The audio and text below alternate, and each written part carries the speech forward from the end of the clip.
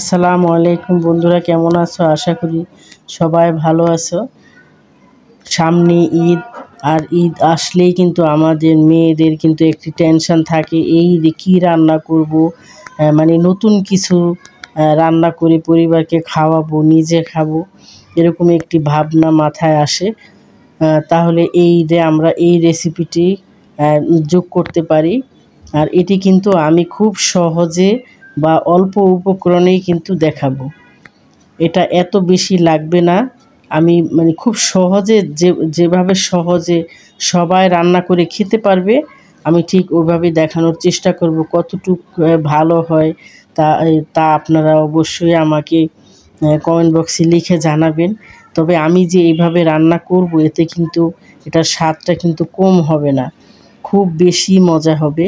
তাহলে চলেন আমি কিভাবে রান্না করলাম এটা শেয়ার করুন। আর আমার এই রান্নাটি যদি আপনাদের কাছে ভালো লেগে থাকে, অবশ্যই লাইক শেয়ার করবেন। এখন আমি একটি বাটিতে 3 চামচ, মানে চায়ের চামচে 3 চামচ কর্নফ্লাওয়ার দিয়ে দিলাম। আর একটু পানি দিয়ে এটা আগেই গুলিয়ে রাখবো। এটা আগে গুলিয়ে রাখলে সবচেয়ে সহজ।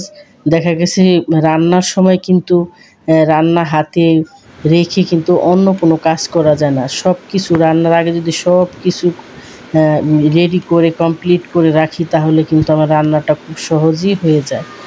হ্যাঁ, এখন একটি প্যানে আমি ঘি দিয়ে দিব। এই সেমাইটিতে ঘিটা অবশ্যই দিতে হবে, একটু মজা হবে। আর আমার যেই বোনদের মানে ঘি দেওয়ার সামর্থ্য নেই বা দিতে পারছে না, ঘরে নেই, তারা তেল দিয়েও রান্না করতে পারবেন, কোনো সমস্যা নেই। আমি এখানে দিয়ে দিলাম কিশমিশ, আর হচ্ছে কাজু বাদাম, আর হচ্ছে কাঠবাদাম। এটা আমি একটু কুচি করে নিছি কাঠবাদামটা। এখন একটু হালকা ভাজা দিব। দেখুন আমার এটা কিন্তু ভাজা হয়ে গেছে। আমি বেশি ভাজবো না, একটু হালকা। আর এই ড্রাই ফ্রুটগুলি কিন্তু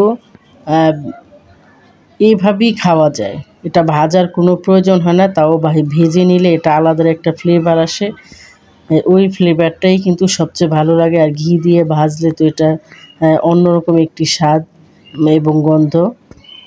আমি এখন ভেজে উঠিয়ে নিয়ে ওই পাত্রেই আমি দিয়ে দিব সেমাই। এখানে আছে 1 প্যাকেট সেমাই, মানে লাচ্ছি সেমাই যে প্যাকেটে থাকে ওই পুরোটাই আমি নিয়ে নিলাম। এখন এই ঘিতেই আমি আস্তে আস্তে ভেজে নেব। তবে একেবারে চুলার আঁচটা কিন্তু একেবারে লোতে দিয়ে তারপরে ভাজতে হবে, যাতে করে এই সেমাইটা কিন্তু আগে থেকেই ভাজা থাকে। এখন দিয়ে দিব একটু জর্দা রং, একটু কালার আসার জন্য। একটু কালার হলে কিন্তু দেখতে খুবই ভালো লাগবে। আর যেহেতু এটার ক্রিমটা থাকবে সাদা, আর এটা যদি একটু লালচে কালার হয় তাহলে ভালো। আমি হাফ কাপের চেয়েও একটু কম দিয়ে দিলাম চিনি। এখন আস্তে আস্তে নাড়াচাড়া করব, আর আস্তে আস্তে চিনিটা গলতে থাকবে। এটা কিন্তু একেবারে মানে বেশি লালচে করে ভাজা যাবে না, এটা জাস্ট শুধু এটা গলে যাওয়ার জন্য। এখন দিয়ে দিলাম হাফ কাপ গুঁড়ো দুধ। এখানে হাফ কাপ গুঁড়ো দুধ দিয়ে দিলাম। এই দুধটা যাতে ভাজা না হয়, আমি শুধু সেমাইয়ের সাথে একটু মিশিয়ে নেব। এখন দিয়ে দিব আরও 1 টেবিল চামচ ঘি। আমি আগেই বলেছি গুঁড়ো দুধটা কিন্তু জাল দিয়ে ভাজা যাবে না। এখন খুব তাড়াতাড়ি এটা নাড়াচাড়া দিয়ে এটা নামিয়ে ফেলবো। সেমাইটা কিন্তু ভাজা হয়ে গেছে। অন্যদিকে আমি এখানে দিয়ে দেব হাফ লিটার দুধ। এই 1 প্যাকেট সেমাইতে কিন্তু হাফ লিটার দুধই যথেষ্ট, এই ক্রিমি হয়ে যাবে।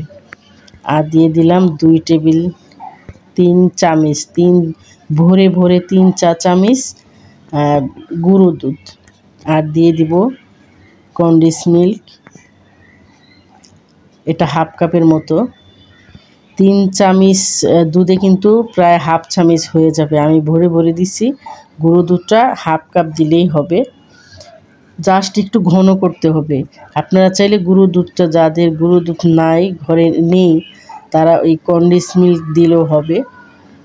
বা কন্ডেন্স মিল্ক নেই, গুঁড়ো দুধ দিয়ে চিনি দিয়ে রান্না করলেও হবে। এখানে কিন্তু আমার ছেলেরা একটু মিষ্টি বেশি খায়, এজন্য চিনিও দিতে হবে। এখন ভালোভাবে আমি কিন্তু চুলা ধরিয়ে দিইনি, এভাবে করে আমি ভালো করে মিক্স করে নেব।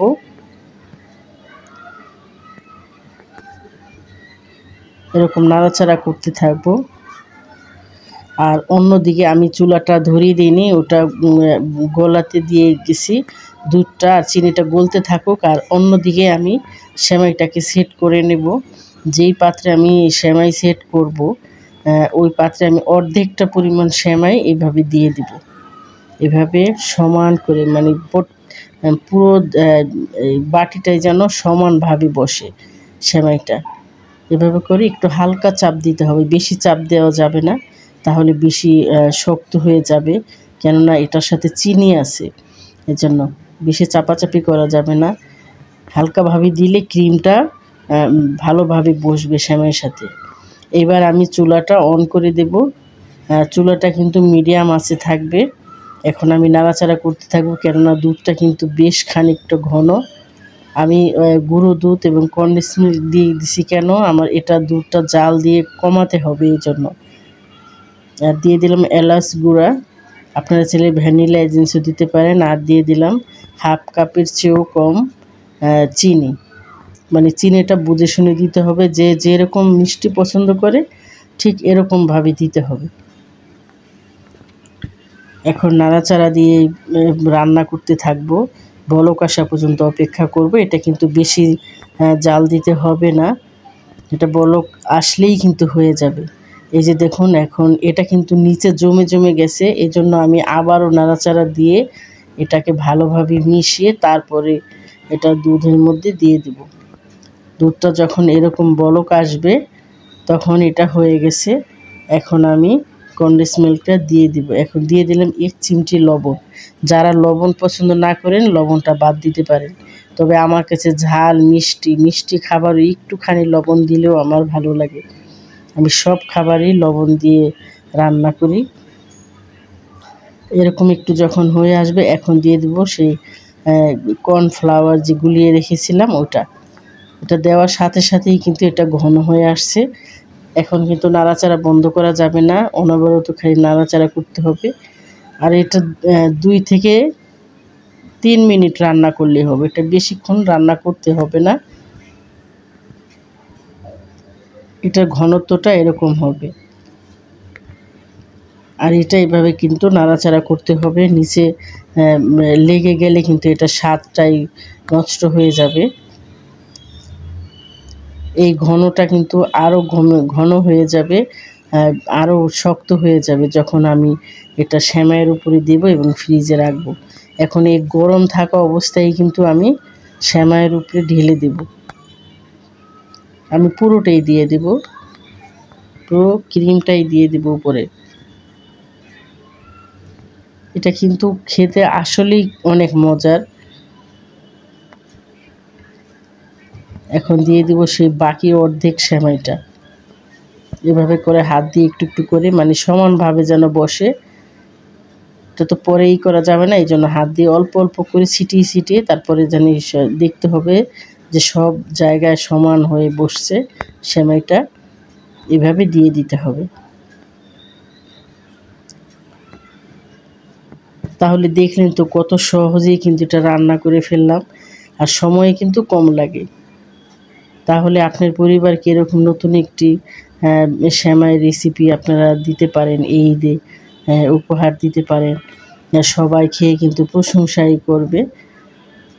তাহলে দেখলেন তো, আমি কিন্তু এত কিছু ব্যবহার করিনি, তারপরেও কিন্তু আমার সেমাইটা অনেক মজার হয়েছে। আপনারাও কিন্তু এরকম সহজভাবে অল্প কিছু উপকরণ দিয়ে কিন্তু বানাতে পারেন। এখন দিয়ে দেবো সেই বাদাম কিশমিশ যেটা ভেজে রেখেছিলাম আগে আলাদা করে, ওইটা দিয়ে দেব। দেখতেও কিন্তু সুন্দর, খেতেও কিন্তু অসাধারণ। এখন এটা ফ্রিজে রেখে দিব, 2-3 ঘন্টা ফ্রিজে রাখলেই কিন্তু এটা আরও জমে যাবে, দেখতেও ভাল লাগবে, খেতেও কিন্তু অনেক মজার। আর ফ্রিজের ঠান্ডা ঠান্ডা মিষ্টি খাবার ফ্রিজে রাখলে কিন্তু এটার স্বাদটা অনেক গুণ বেড়ে যায়। এটা সবাই আমার ভাই বোনেরা সবাই জানে। তাহলে ভালো থাকুন, সুস্থ থাকুন, আর আমার জন্য দোয়া করুন। আমি এরকম যেন সুন্দর সুন্দর রেসিপি আপনাদের উপহার দিতে পারি। আর আমার চ্যানেলটি এখনও যারা সাবস্ক্রাইব করেননি, এখনই সাবস্ক্রাইব করে ফেলুন। আর পাশে থাকা বেল আইকনে ক্লিক করুন, তাহলে যখনই আমি নতুন কোনো ভিডিও আপলোড দিব সঙ্গে সঙ্গে আপনাদের কাছে নোটিফিকেশন চলে যাবে। চাইলে আপনারা দেখে নিতে পারেন। আর যদি কোনো প্রশ্ন থাকে তাহলে অবশ্যই কমেন্ট বক্সে লিখে জানাবেন। তাহলে দেখলেন তো কত সহজে অবশ্যই আপনারা বাসায়